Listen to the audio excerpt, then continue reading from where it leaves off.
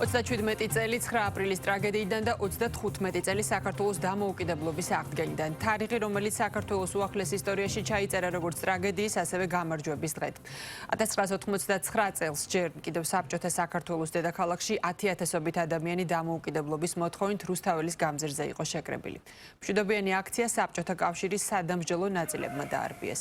უიარაღო მოქალაქეებს დილის 4 საათზე საბჭოთა არმიის მძიმე ტექნიკა, შემდეგ კი რუსეთის შინაგანი ჯარის სპეცრაზმელები დაესხნენ თავს. საბჭოთა ჯარისკაცებმა მშვიდობიან მომიტინგეებს გზა ტანკებით ჩაუხერგეს, შემდეგ დემონსტრანტებს ნიჩბებით და მხუთავი აირით გაუსწორდნენ. მშვიდობიანი აქციის ჩახშობის ოპერაციას რუსი გენერალი იგორ როდიონოვი ხელმძღვანელობდა. 9 აპრილის აქციის დარბევის შედეგად 21 ადამიანი დაიღუპა, აქედან 17 ქალი და 4 მამაკაცი. გარდაცვლილებს შორის იყვნენ არასრულწლოვნებიც. 9 აპრილის აქციაზე სასტიკი ანგარიშწორების შედეგად 4,000-ზე მეტი დემონსტრანტი სხვადასხვა დაზიანებით საავადმყოფოებში მოათავსეს. დაუდგენელი ქიმიური ნივთიერებით მოიწამლა 2,000-მდე პირი.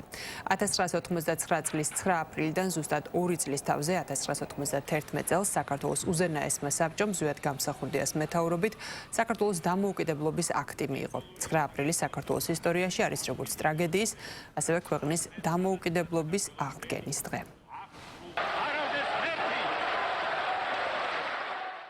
საქართველოს ისტორიაში 9 აპრილი ნიშნავს, ასე ვთქვათ, იმ შემოტრიალების წერტილს, რომლის შემდეგაც, რა თქმა უნდა, საქართველო აუცილებლად მოიპოვებდა თავისუფლებას და დამოუკიდებლობას. და ეს იყო არა მარტო საქართველოსთვის, აღმოჩნდა არა მარტო საქართველოსთვის შემოტრიალების წერტილი, არამედ საბჭოთა კავშირში მყოფი ყველა იმ ეგრეთ წოდებული საბჭოთა რესპუბლიკებისათვის, ვინც და ვისი ხალხი, რომელ ხალხსაც უნდოდა თავისუფლების მოპოვება. დღევანდელობისთვის ამან კიდევ ერთხელ გვანახა ერთი რამ, რომ ერის დაქსაქსულობა მთავარი საკითხების გარშემო არის ყოველთვის მტრის ხელში ყველაზე კარგი იარაღი, ეს ერთი, და მეორე, თავისუფლებისთვის, დამოუკიდებლობისთვის ბრძოლა არასდროს არ მთავრდება.